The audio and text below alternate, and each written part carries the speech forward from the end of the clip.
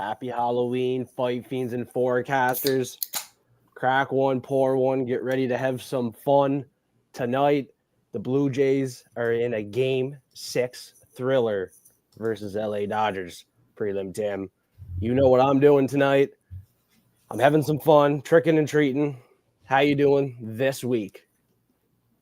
I'm doing And today. good. Yeah. Happy Halloween, everybody. Tonight I got two props that I feel very good about, both plus money, and one long shot that it's definitely a long shot, but I like a lot. Yeah, I got a value prop here too. Might be a long shot at plus 550. Same odds as your value prop. But I feel like we could be victorious on a couple props this week, Prelim Tim.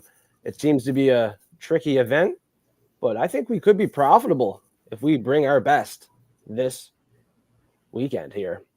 Tomorrow night is fight night back at the Apex. What do you think about the card in general? I don't think it's like a big hype card, but certainly if we do good on our picks and make good profit, it's going to be a great night. I don't think it's a very good card. It's kind of outlined by the fact that Alice Ardelan is the biggest favorite on the card. Woo! Where it's lacking some name value. Yeah, but we do have Isaac Dolgarian, which is always something I'm excited to watch. We got Cedric Dumas too. Yeah. That guy. Now, the people are waiting for the $50 prelim, Tim. We have 133 entries. We went from 5 entries to 8 entries to 133 entries. I don't know what happened. I literally don't know what happened, but the giveaway wheel looks a little different here. Look at that pie graph. That's a lot. That is quite a bit.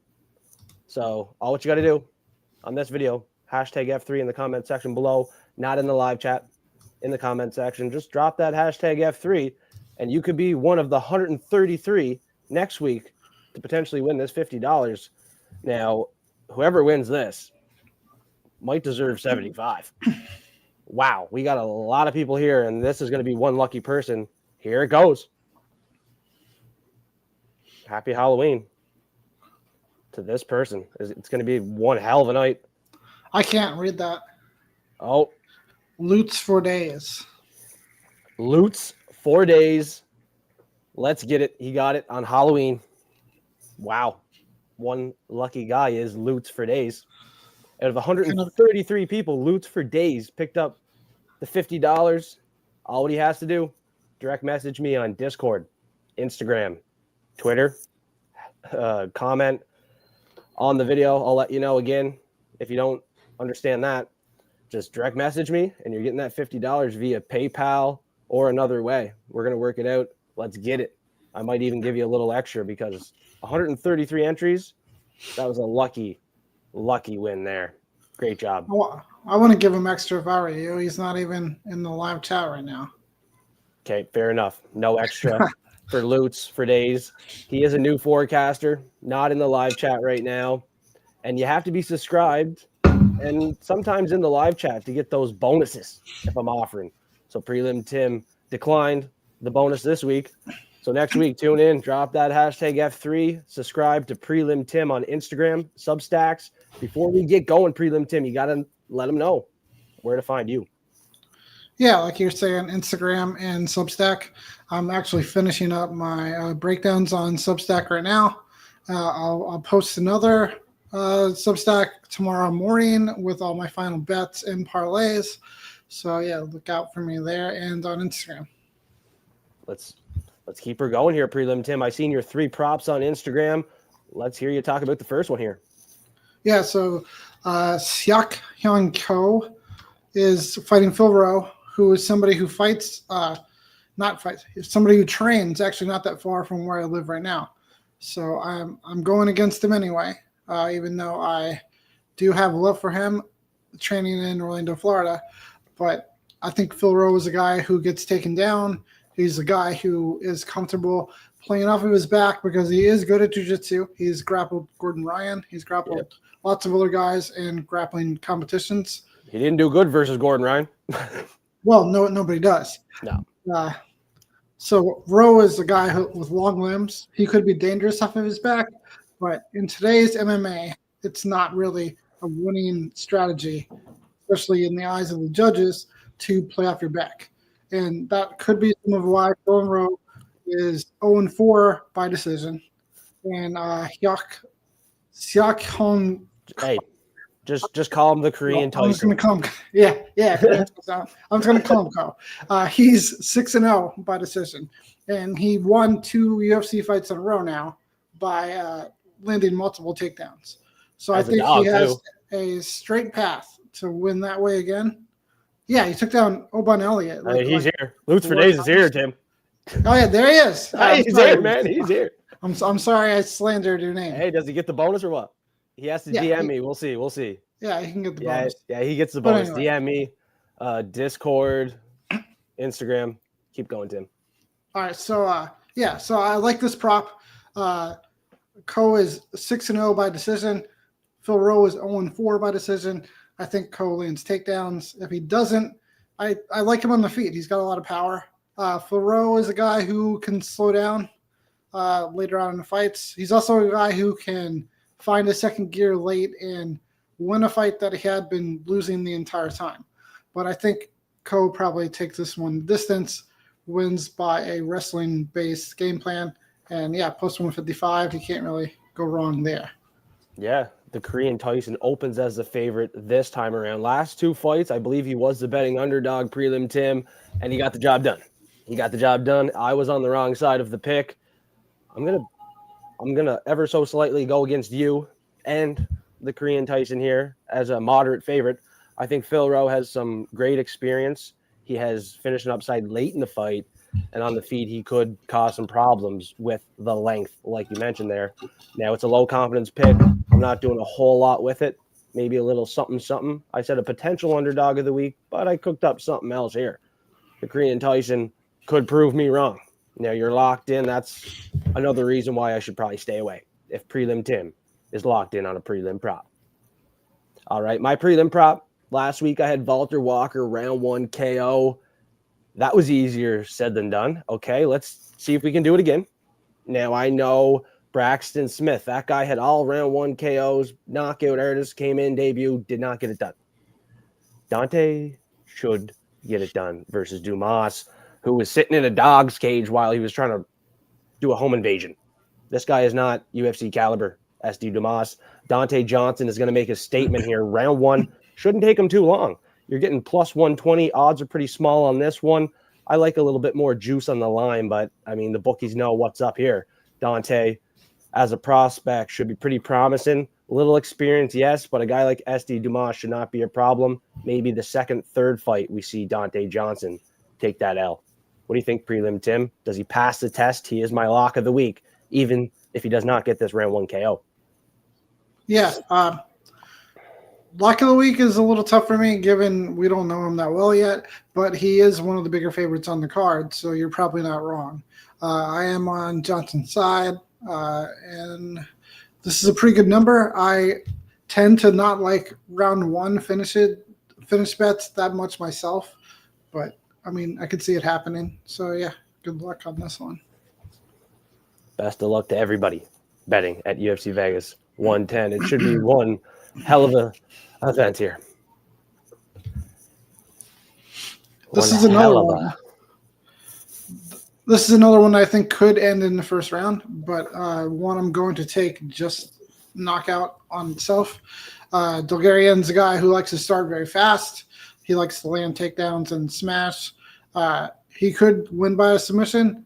I'm hoping and expecting that he wins by KO instead. But he is my favorite fighter on the card and somebody who I feel most confident in being able to win because of the talent that he brings with him. He comes from a super serious wrestling background, much more than a lot of people that we talk about having wrestling backgrounds. Bulgarian is legit. So I expect he's going to put it on Doval. Doval is a 9-0 fighter. He hasn't really been taken down too much, but he hasn't fought anyone even remotely like Isaac Bulgarian. As we've seen with Bulgarian in the past, The one risk with him is if he doesn't finish the fight early, sometimes he starts to get tired because of the heavy wrestling pace and multiple takedowns that he puts on people. So I'd like to see this one end fast, but I love me some Bulgarian, and hopefully he wins by knockout this weekend. I'd love me some of that. Did you hear the full card? Not the full card prediction show. Wasn't able to get that out. I did the forecast. UFC Vegas 110 forecast. Did you get a chance to watch that, Prelim Tim? I didn't. I avoid things while I'm still writing, and I haven't finished writing it yet. So, well, I'll let you know then. My other lock was Isaac Bulgarian. I really like your pick here. Good.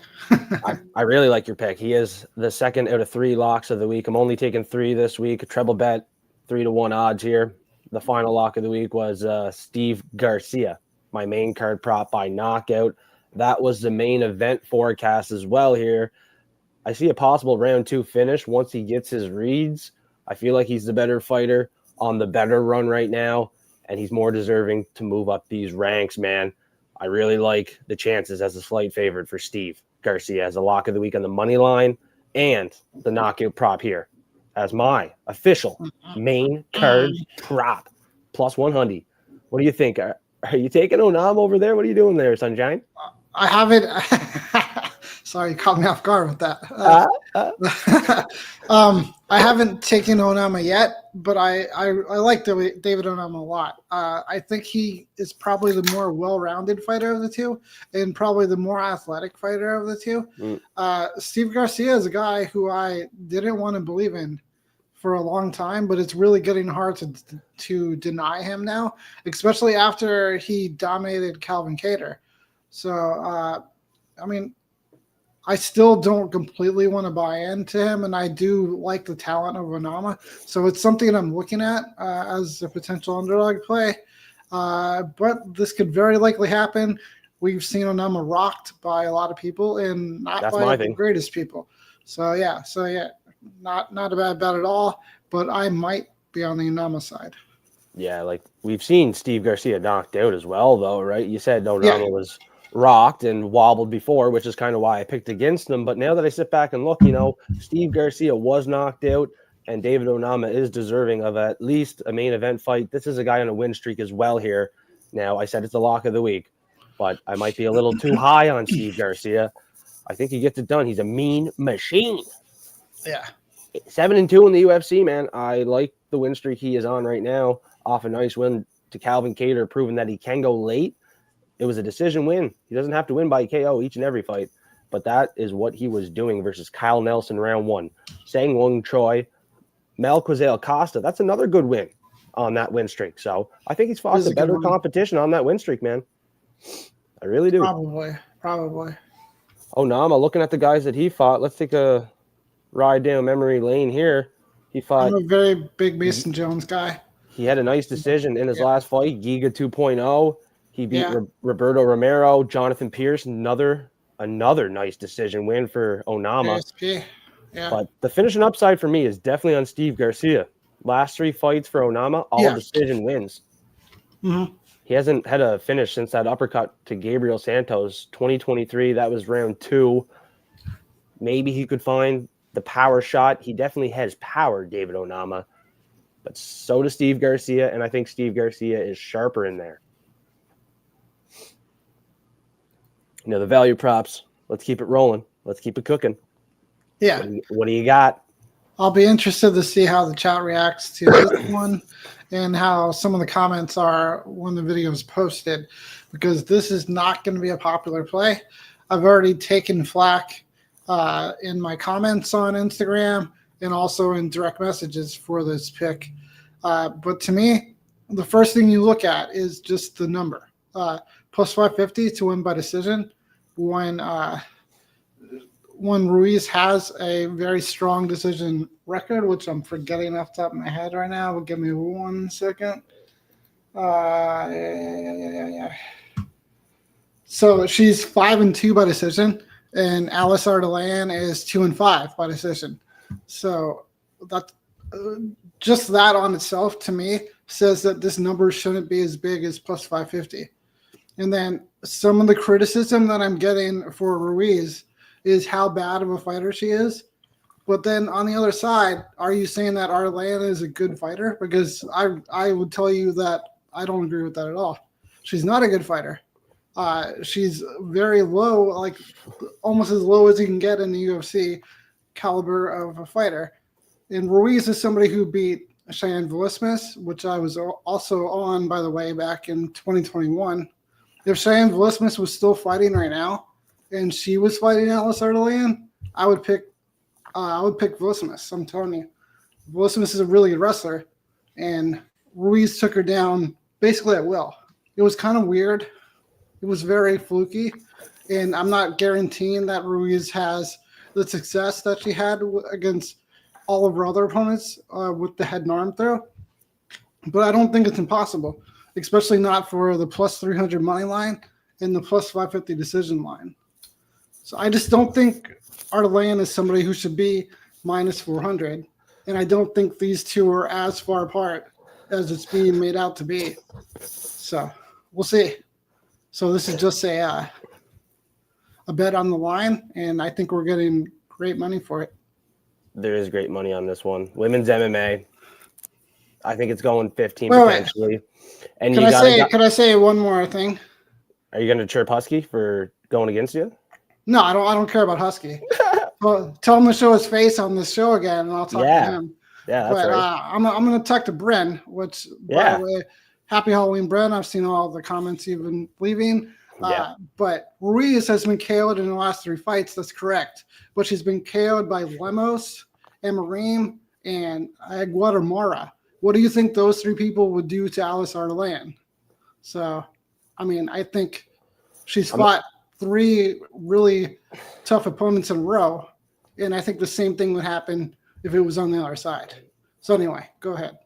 I think we all can agree that Ruiz is getting disrespected on the odds, and Ardalan is way too big of a favorite.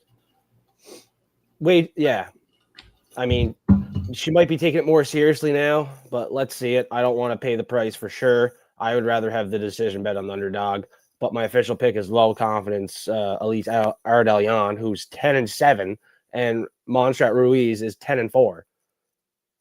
Like, that says enough. Like, 10-7. She only won that fight because I told you she was going to go 10-7 at UFC Vegas 107. Now, I don't really think she stands much of a chance in any other fight with girls upper echelon in the division. Ruiz is 10-4. I don't really know how bad she is. Like, how bad is she? Let's see. I'm not paying the price. I would rather honestly take this value prop. That would be the best play if you're gambling, because this fight is a gamble, Prelim Tim. You found the value, though. You found the value, and that's what you're supposed to do on the value prop, right? So even if it doesn't hit. Exactly. Yeah. Even if it doesn't hit, like, there's value here. What you were saying about the records. So Ruiz is 10-4 now. That means she was 9-1 coming into the UFC. So that's a pretty good record. And she has 3 losses against, I already laid them out, 3 really tough opponents have beaten her. Yeah, Lemos, Mora, Jacqueline Amorim, like those are high-level girls. So she could have an even better record than 10-4.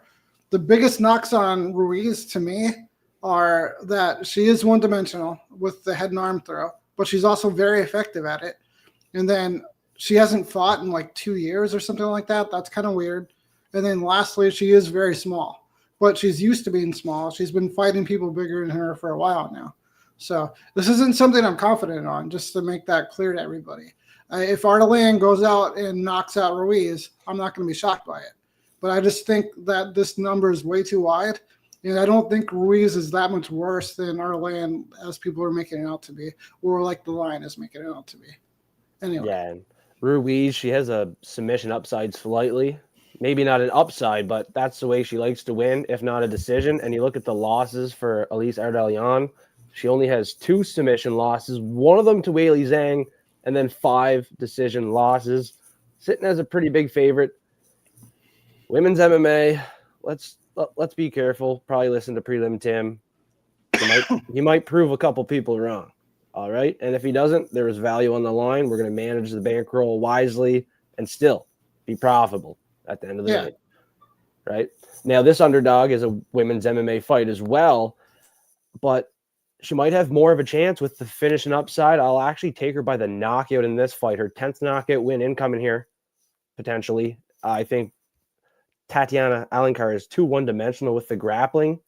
And like I said on the forecast there, if she doesn't get the grappling going, she's going to be in a world of trouble here.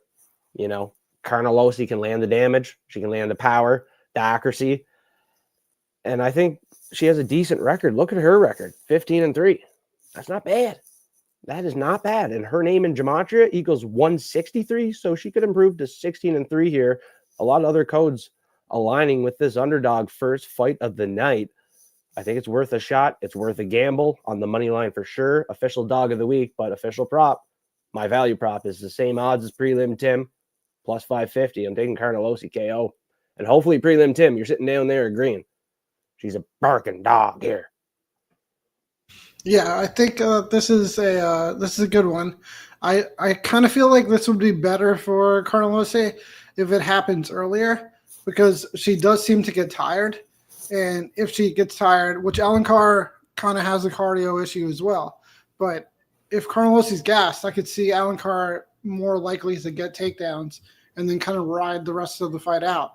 So if she happens to not be behind at that point, then it could be trouble. So if Carnelossi was to hurt her early, I think it feels like a better chance of this happening to me. Hope so. But it could also come late if Alencar is exhausted from multiple takedown attempts and she starts to fade. So this is a good look.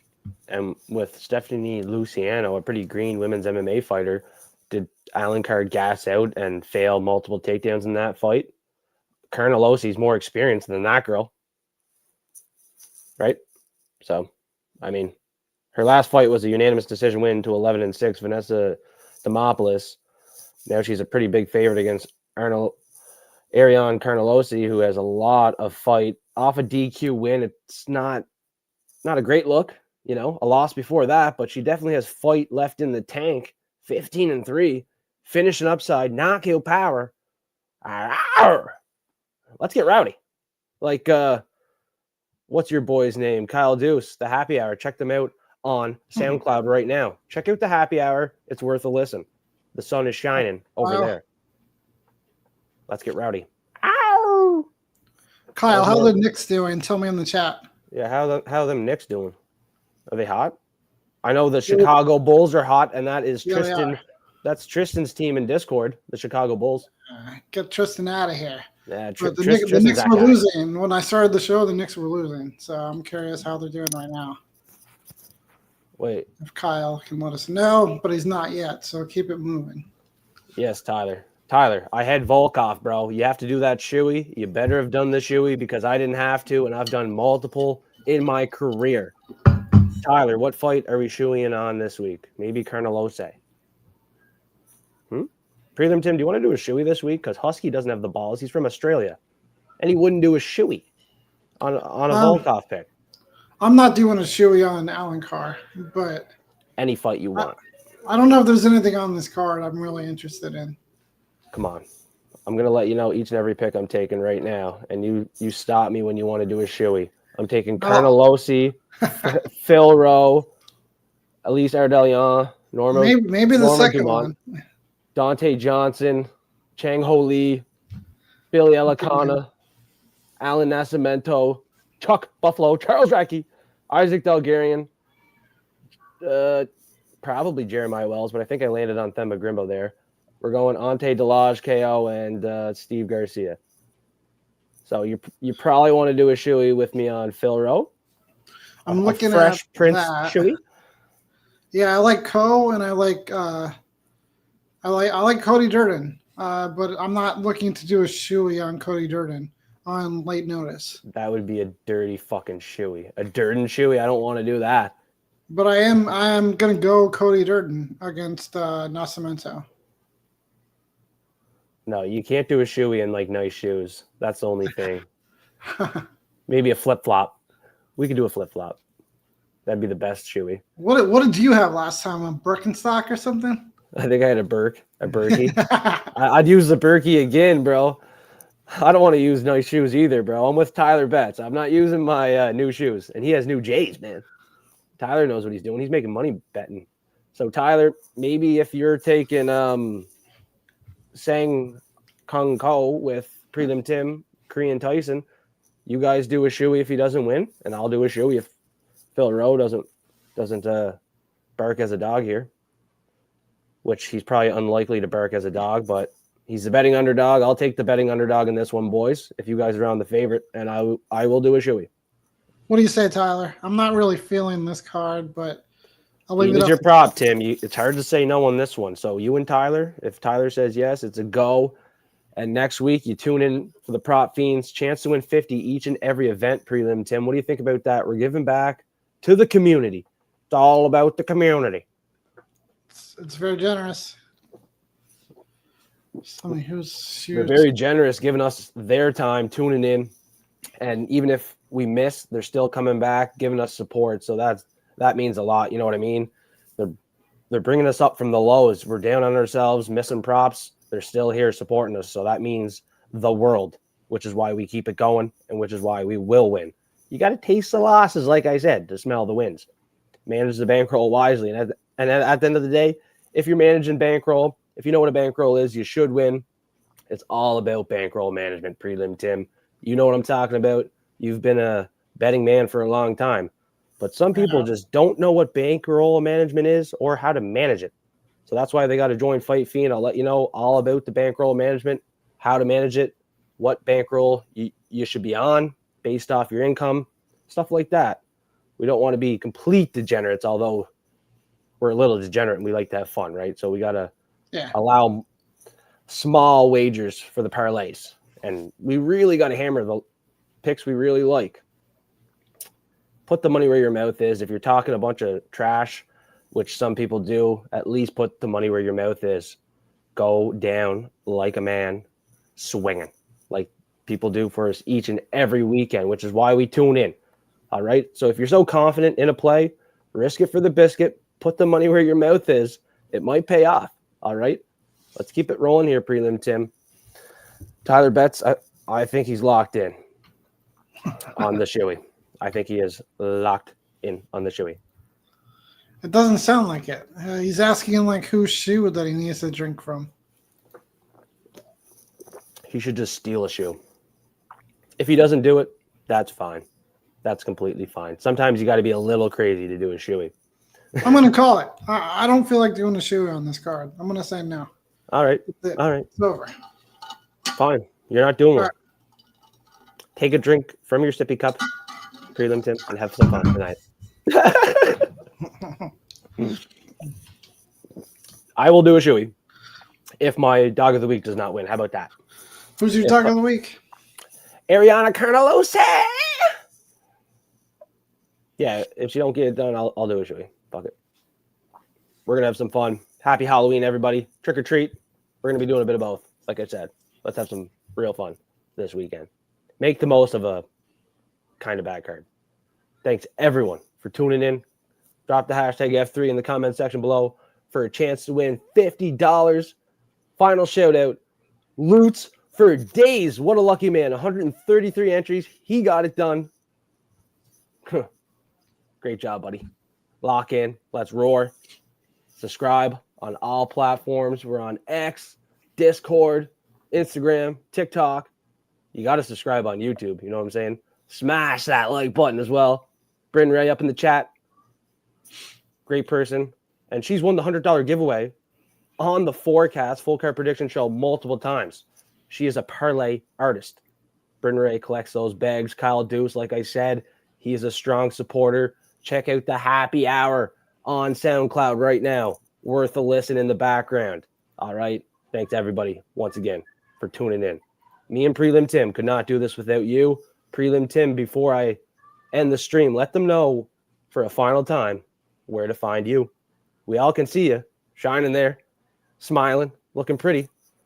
But let them know where we can find you when you leave here. Yeah, thanks everybody for watching. Thank you, chat, for hanging out. You can find me on Instagram and on Substack, Prelim Tim. I'll make a new post tomorrow with all my final bets and parlays on Substack first, and then I will post it on Instagram. So thanks again for hanging out. Let's make some money.